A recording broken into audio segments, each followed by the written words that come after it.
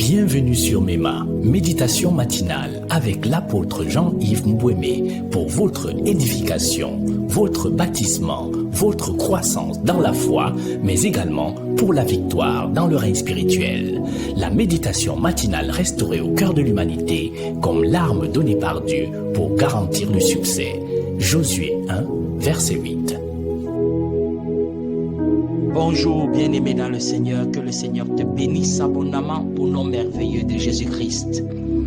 Je suis content et très béni de te retrouver encore une fois de plus sur cette plateforme qui est devenue très familiale et une plateforme de grande édification pour nous au travers de cet échange méditation matinale. Alors, bienvenue encore ce matin à cette autre édition de méditation matinale. Je crois que le Seigneur, au travers de ce qu'il fait chaque jour, te fortifie, il te bâtit, il te bénit, il ouvre ton entendement et il t'équipe pour le combat. La Bible dit dans le livre de Psaume qu'il arme ma main pour le combat. Et comment l'Éternel arme-t-il ta main pour le combat? C'est en t'équipant dans la compréhension de la parole. Chaque fois qu'il t'équipe, quand Dieu veut bénir un homme, il lui donne une dimension différente d'entendement de la parole. C'est comme ça que Dieu t'équipe pour te lever, pour te faire changer de niveau, pour te faire passer dans d'autres dimensions. C'est en changeant ta dimension d'entendement de la parole. C'est également en augmentant ta soif pour sa parole. Voilà comment les changements de grade se font dans le règne spirituel. Bien-aimé, je prie donc au travers de cette plateforme que le Seigneur t'amène à changer de dimension au nom merveilleux de Jésus-Christ. Le Seigneur ce matin nous amène encore dans un sujet et le thème de notre méditation ce matin, plonge-toi cette fois. Plonge-toi cette fois. Voilà le thème de notre méditation ce matin. Bien-aimé, dans la vie, parfois il y a des choses que même le Seigneur voudrait que nous le refassions à plusieurs reprises pour voir un résultat. Tu ne dois pas le faire une seule fois et t'arrêter. L'Éternel voudrait que tu le fasses à plusieurs reprises avant de t'arrêter. Et c'est quand tu le fais à plusieurs reprises que tu obtiens un résultat. Donc la volonté de Dieu est parfois que tu sois si persévérant que tu reprennes plusieurs fois et tu vas voir son résultat. Malheureusement, plusieurs s'arrêtent à une seule expérience. Et après, ils accusent et ils disent qu'il n'y a pas de résultat. Cela n'est pas bon. Cela ne produit rien. Non, bien-aimé. Même pour avoir la mayonnaise, ce n'est pas lorsque tu bats l'œuf une seule fois que directement ça se transforme en mayonnaise. Non, non, non, non, non. Il y a battre et battre encore pour pouvoir avoir le résultat d'une mayonnaise. Il en va de même pour nous. Il y a des choses que Dieu va nous demander de faire, de refaire encore, de le refaire encore plusieurs fois, telles que la méditation. Ce n'est pas parce que tu as médité une fois que tu as directement des grands résultats. C'est quand tu la rends de façon quotidienne, de façon continue, de façon permanente, tu commences à voir les résultats dans ta vie, dans ta famille, dans ton entreprise, dans ta profession, mais c'est reprendre plusieurs fois. Le thème ce matin, ne l'oublie pas, plonge-toi cette fois. Nous tirons notre lecture du livre de 2 Rois chapitre 5. Si j'étais à ta place, je lirais tout le chapitre. 2 Rois chapitre 5, je lirais du verset 1 jusqu'à la fin. Mais au vu du temps qui nous est imparti, nous allons faire un morceau choisi. Voilà pourquoi nous allons lire 2 Rois chapitre 5, nous allons lire le verset 1, puis nous allons lire du verset 9 au verset 14. Voici ce que nous dit le verset 1. 2 Rois chapitre 5, verset 1. Naaman, chef de l'armée du roi de Syrie, jouissait de la faveur de son maître et d'une grande considération, car c'était par lui que l'Éternel avait délivré les Syriens. Mais cet homme fort et vaillant était lépreux. Bien-aimé, il y a des gens qui semblent avoir tout eu, mais il y a des manques dans leur vie, et ces manques sont cruels. La Bible nous dit que cet homme fort et vaillant, terme professionnel, il était le top de la classe, c'est-à-dire il était l'élite d'une nation. Il était considéré par tous. Et le chef de la Syrie lui avait donné une position très élevée. Bien-aimé, la Bible dit cet homme fort et vaillant était lépreux. Bien... Écoute chaque jour les méditations matinales pour ta croissance et ton éveil spirituel. Pendant que tu écoutes Méditation matinale chaque jour, tu grandis, tu t'édifies, tu reçois la force dès le matin pour confronter et vaincre les challenges de la journée. Mais il y a des gens qui ont presque tout pour eux, mais il leur manque quelque chose et cela est une lèpre qui s'attache à leur, entre guillemets, bénédiction. Est-ce que tu n'as pas vu quelqu'un qui s'est marié tôt, qui a eu son emploi, mais voilà, la personne n'a pas d'enfant? Voilà quelqu'un qui a travaillé, qui s'est battu, il est fort et vaillant, mais le voilà qui part en retraite sans maison.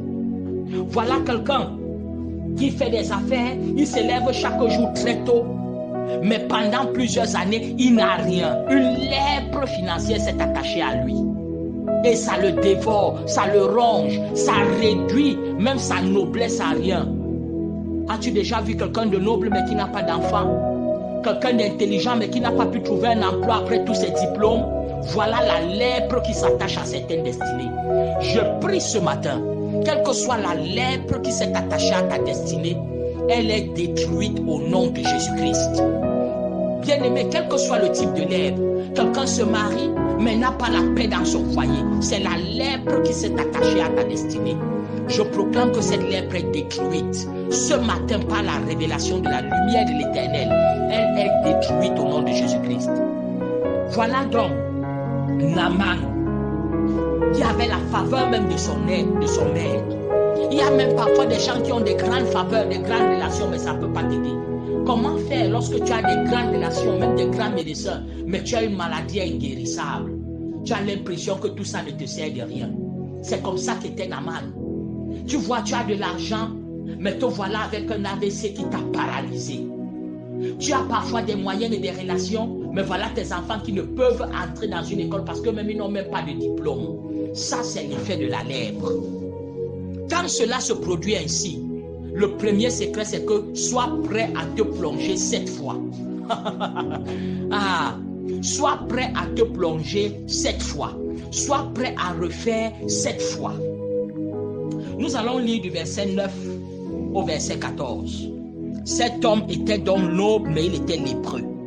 Bien-aimé, toi tu es comment, mais quelle est la lèpre qui s'est attachée à toi? Cette femme était belle, mais elle était célibataire à 45 ans. Cet homme était fortuné, mais il n'était pas marié jusqu'à 50 ans. Cette femme avait des enfants, mais elle était pauvre. Aucun de ses enfants n'était quelque part. Oui, c'est la lèpre, bien-aimé. On parle de quelque chose de bien de toi, mais il y a un mais quelque part. Il y a un mais qui attaque quelque part. Il y a un mais qui intervient quelque part. Toute forme de mais qui a intervenu dans ta vie, je proclame et je déclare que ce mais-là s'arrête maintenant au nom de Jésus-Christ. Ce mais-là s'arrête pour toi au nom de Jésus-Christ. Versets 9 à 14. Voici ce que la Bible nous dit. Naaman vint avec ses cheveux. On a sauté des versets là où une petite fille lui a dit qu'il y a un prophète quelque part qui est capable de le guérir de sa lèpre. La petite fille là travaillait dans sa maison comme étant une bonne, comme nous avons aujourd'hui des ménagères. Cette petite fille était donc esclave chez lui. Elle était une bonne qui travaillait. Elle lui a dit, roi, général, il y a quelqu'un dans ma nation, c'était une fille d'Israël, quelqu'un dans ma nation, c'est un grand prophète, il est capable d'avoir une solution. Bien aimé, la première leçon que tu dois apprendre, ne méprise pas même ceux qui sont en train de travailler sous toi. Si Naaman avait méprisé cette jeune fille, elle n'aurait pas eu l'occasion de le diriger vers quelqu'un qui avait la solution. Bien aimé, parfois la personne qui a la solution à ton problème n'est pas haut gradé comme toi, n'est pas de la même classe sociale que toi, n'est pas de la même élite intellectuelle que toi, mais la personne a la solution à ton problème. La personne peut avoir l'orientation, mais tu vois, le mépris de plusieurs les a privés de la solution que Dieu a donnée. Tu ne mépriseras pas ton porteur de solution au nom de Jésus. Verset 9. Naaman a donc décidé d'aller voir le prophète. Et c'est là où l'histoire commence au verset 9. Naaman vint avec ses chevaux et son char. Et il s'arrêta à la porte de la maison d'Élisée. Élisée était le prophète. Élisée lui fit dire par un messager, va et lave-toi 7 fois dans le Jourdain. Ta chair deviendra saine et tu seras pur. Donc, Quand il est arrivé d'abord avec son fanfarotisme, il était fanfaron, il était gonflé, il est arrivé avec ses chars et tout, comme des gens qui ont tout et qui veulent démontrer qu'ils ont tout, au lieu d'être assez humbles. Je prie que tu sois humble, même quand tu vas aller chercher la solution au nom de Jésus. Que tu ne parles pas là-bas de façon orgueilleuse pour démontrer tes avoirs. Mais tu as la lèpre. Cesse de porter ces habits. Les habits ne couvrent pas la lèpre. La lèpre est plus profonde que ton habillement. Alors cet homme est parti et Élisée lui a dit, va te plonger 7 fois. Au verset 11. Naaman fut irrité. Donc là, on parle de Naaman le général. Il fut irrité et s'en alla en disant, voici, je me disais, il sortira vers moi. Il se présentera lui-même. Il invoquera le nom de l'Éternel, son Dieu. Il agitera sa main sur la place et guérira le lépreux. Bien-aimés, regardez. Parfois, quand les gens viennent nous consulter, ils veulent à tout prix, à cause de leur position, qu'on vienne et qu'on s'agenouille aussi devant eux, qu'on fasse un protocole express ou un protocole spécial pour eux. Parfois, ils viennent à l'église, ils veulent des sièges spéciaux, ils veulent qu'on construise même des trônes pour eux. Bien-aimé, Naaman a dit, je pensais qu'il allait sortir, commencer à s'agiter, soulever la main, crier fort. Bien-aimé, parfois la solution spirituelle ne vient pas avec des agitations. C'est une seule recommandation simple. Et quand tu suis cette recommandation, tu l'as. Naaman dit, je pensais qu'il devait venir, agiter sa main, soulever sa main, faire telle ou telle chose. Bien-aimé, pourquoi tu veux transformer le serviteur de Dieu en ton serviteur pour faire ta volonté et t'amener la solution que toi tu penses? Si telle était la solution, cherche quelqu'un alors qui va agiter sa main. Cherche quelqu'un qui va crier fort et vois si la solution va venir. Beaucoup viennent rencontrer des serviteurs de Dieu avec des préjugés. Parfois, tu vois un enfant de Dieu, il te donne une solution simple. Tu refuses et tu veux mépriser cela. Je prie que tu ne passes plus à côté au nom de Jésus-Christ. Je pensais qu'il allait sortir, s'agiter, invoquer le nom de son Dieu et faire ainsi. C'est comme ça que j'ai reçu certaines personnes. Je leur ai demandé juste d'aller faire quelque chose de simple. J'ai reçu un couple qui était stérile une fois. J'ai dit, allez saluer grand-mère. J'ai dit à la femme, va saluer ta grand-mère. Va faire la part avec elle et apporte-lui un paquet. Et c'était tout. Elle me regardait avec un regard rond. Mais aujourd'hui, elle est mère d'enfant. Elle est allée là-bas. Elle a fait cela. Elle a rendu sa grand-mère joyeuse. Et bien aimé, c'était fini pour l'ouverture de ses entrailles. Et la bénédiction est descendue sur elle. Bien aimé, comprends-moi. Dieu a des solutions pour celui qui est humble.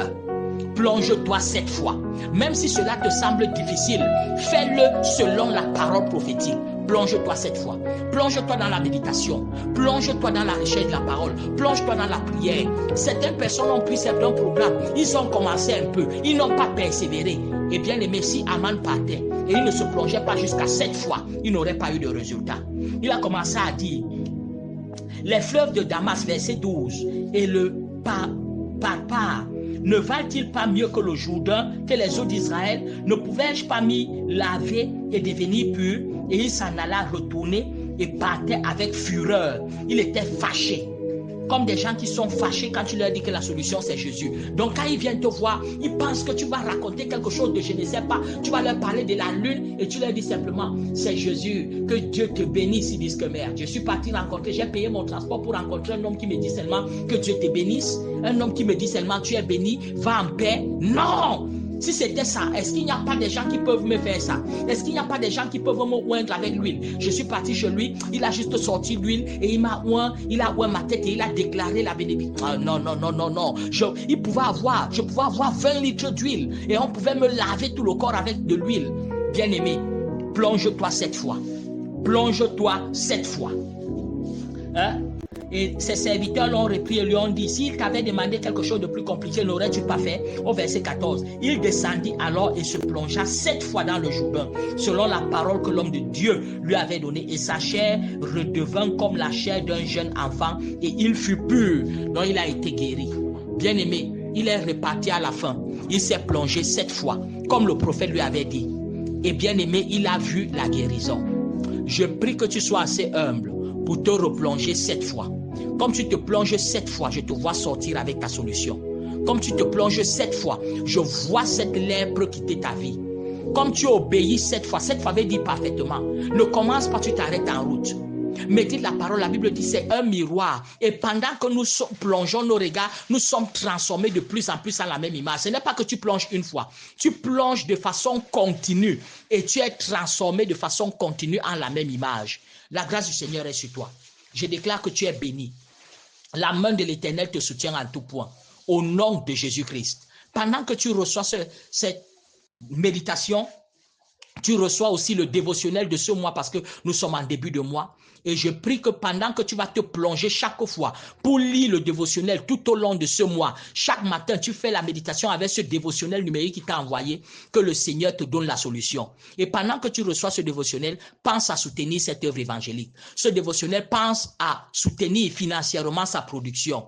Et bien aimé, tu as un numéro par lequel tu peux agir par ton don, par ta fidélité, et médite 7 fois. Plonge-toi dedans 7 fois de façon continue et la solution vient. Je suis l'apôtre Jean-Yves Bouémé pour te servir. Mon numéro, le 673 07 16 00. Tu es béni. Un seul mot, une seule parole, c'est Shalom. J'espère que tu as été édifié encore ce matin avec l'apôtre Jean-Yves Mbouémé. Retrouve l'intégralité des méditations précédentes sur toutes les plateformes MEMA. Rendez-vous demain encore pour une autre méditation matinale. Demeure béni. Shalom.